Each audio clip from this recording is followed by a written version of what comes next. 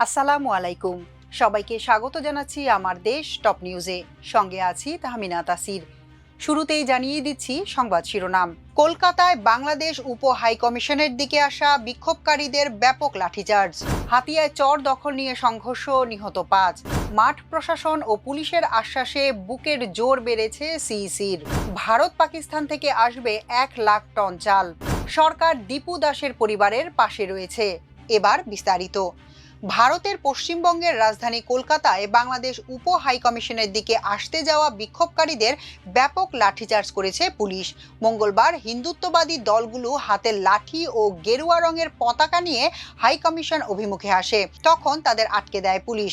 সংবাদ মাধ্যম Indian express জানিয়েছে, আজ দুপুর 2টার দিকে বিক্ষোভকারীদের আটকে দেয় পুলিশ। এ সময় তারা ব্যারিকেড ভেঙে হাই সিকিউরিটি জোনে থাকা বাংলাদেশ উপ হাইকমিশনের দিকে আসতে চায়। পুলিশ এতে বাধা দিলে সংঘর্ষ শুরু হয়। ওই সময় এলাকাটি পরিষ্কার করতে পুলিশ ব্যাপক লাঠিচার্জ করে। উল্লেখ্য, কলকাতা স্বরাষ্ট্র মন্ত্রণালয় অর্থাৎ পুলিশ মুখ্যমন্ত্রী মমতা বন্দ্যোপাধ্যায়ের নিয়ন্ত্রণাধীন। বাংলাদেশের ময়মনসিংহে এক হিন্দু যুবককে নির্মমভাবে পিটিয়ে হত্যার ঘটনায় তারা বাংলাদেশ উপ হাইকমিশন ঘেরাও করার চেষ্টা করে। আজ বিক্ষোভের ডাক দেয় হিন্দুত্ববাদী বিশ্ব হিন্দু পরিষদ, এবিভিপি, হিন্দু জাগরণ মঞ্চ। পুলিশের এক কর্মকর্তা ইন্ডিয়ান এক্সপ্রেসকে বলেছেন, বিক্ষোভ মিছিল বেগবাগান এলাকায় পৌঁছায়, কিন্তু উপ হাইকমিশনের গেইটে পৌঁছানোর আগে পুলিশ তাদের আটকে দেয়। এটি অত্যন্ত হাই সিকিউরিটি জোন। বিক্ষোভকারীরা জানিয়েছে, তারা বাংলাদেশ উপ হাইকমিশনের একটি স্মারকলিপি দিতে চেয়েছিলেন, কিন্তু পুলিশ তাদের আটকে দেয়। ওই সময় সংঘর্ষ শুরু হলে তাদের সরিয়ে দিতে পুলিশ লাঠিচার্জ করে। এ সময় বেশ কয়েকজন আহত হন। এরপর বেশ কয়েকজনকে আটক করে পুলিশ ভ্যানে তোলা হয়। তাদের ছাড়াতে অনেকে ভ্যানের উপর উঠে বসেন। এমন ঘোলাটে পরিস্থিতির মধ্যে সেখানে আসেন প্রধানমন্ত্রী নরেন্দ্র মোদীর দল বিজেপি নেতারা। তারা হিন্দুত্ববাদী দলগুলোকে সমর্থন দেওয়ার ঘোষণা দেন। নোয়াখালীর হাতিয়ায় চর আতাউর ও ঝাগলার চর দখল নিয়ে দুই পক্ষের সংঘর্ষের ঘটনা ঘটেছে। এতে এখন পর্যন্ত 5 জন নিহতের খবর পাওয়া গেছে। মঙ্গলবার সকালে উপজেলার জাগলার চর এলাকায় এই ঘটনা ঘটে। ঘটনার সত্যতা নিশ্চিত করেছেন হাতিয়ার কোস্ট গার্ডের মিডিয়া কর্মকর্তা লেফটেন্যান্ট কমান্ডার আবুল কাশেম। তিনি জানান, সকালে জাগলার চরে দুই পক্ষের মধ্যে বন্দুকযুদ্ধের খবর পাওয়া গেছে এবং এতে একাধিক প্রাণহানির ঘটনা ঘটেছে। স্থানীয় সূত্রে জানা যায়, জাগলার চরের জমি এখন পর্যন্ত সরকারিভাবে কাউকে বন্দোবস্ত দেয়া হয়নি। এই সুযোগকে কাজে লাগিয়ে 5 আগস্টের পর জাহাজমারা ইউনিয়নের সামসু বাহিনী এই চরের বিপুল পরিমাণ জমি অবৈধভাবে বিক্রি করে। এরই মধ্যে সুখচর ইউনিয়নের আলাউদ্দিন বাহিনী চরের জমির দখলে নিতে তৎপর হয়ে ওঠে। এক পর্যায়ে আলাউদ্দিন বাহিনী আরও বেশি দামে একই জমি বিক্রি শুরু করলে দুই পক্ষের মধ্যে বিরোধ সৃষ্টি হয়। মঙ্গলবার সকাল আনুমানিক 10টার দিকে জাগলার চরের জমি দখলকে কেন্দ্র করে সামসু বাহিনী ও আলাউদ্দিন বাহিনী মুখোমুখি অবস্থান নেয়। এক পর্যায়ে উভয় পক্ষের মধ্যে বন্দুকযুদ্ধ শুরু হয়। এতে আলাউদ্দিন সহ 4 জন গুলিবিদ্ধ হয়ে গুরুতর আহত হন। পরে তাদের উদ্ধার করে 250 শয্যা বিশিষ্ট নোয়াখালী জেনারেল হাসপাতালে নেওয়া হলে চিকিৎসক আলাউদ্দিনকে মৃত ঘোষণা করেন। অন্য 4 জনের লাশ ঘটনাস্থলেই পড়েছিল। নিহত আলাউদ্দিন সুখচর ইউনিয়নের 6 নম্বর ওয়ার্ডের চর আমানুল্লাহ চেরাংবাড়ির মহিউদ্দিনের ছেলে। এছাড়া অন্য কারো পরিচয় এখনো পর্যন্ত জানা যায়নি।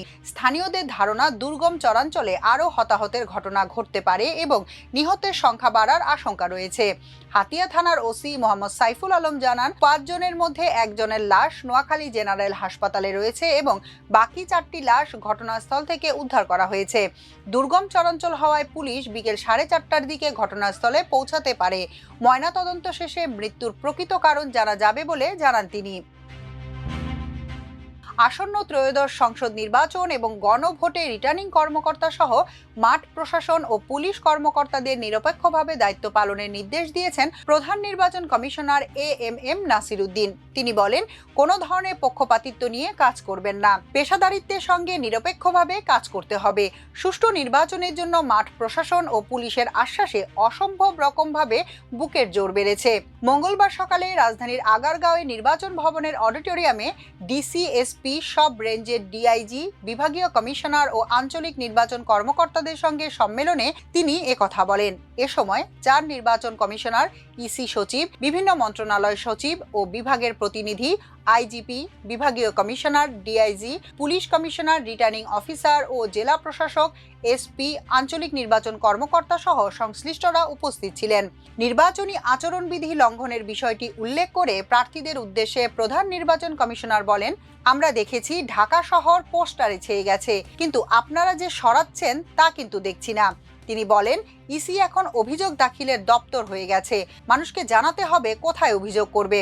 অভিযোগ দায়েরের জন্য সেন্টার করতে হবে এবং ওই সেন্টার থেকে অভিযোগ ম্যাজিস্ট্রেটের কাছে পাঠাতে হবে।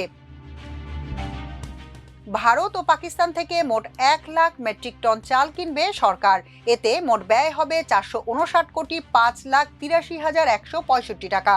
মঙ্গলবার অর্থ উপদেষ্টা ডক্টর সালেউদ্দিন আহমেদের সভাপতিত্বে অনুষ্ঠিত সরকারি ক্রয় সংক্রান্ত উপদেষ্টা পরিষদ কমিটির বৈঠকে এসব প্রস্তাবের অনুমোদন দেয়া হয়। বৈঠক সূত্রে জানা গেছে, পাকিস্তান থেকে G2G পর্যায়ে 50,000 মেট্রিক টন আতপ চাল আমদানির অনুমোদন দেয়া হয়েছে।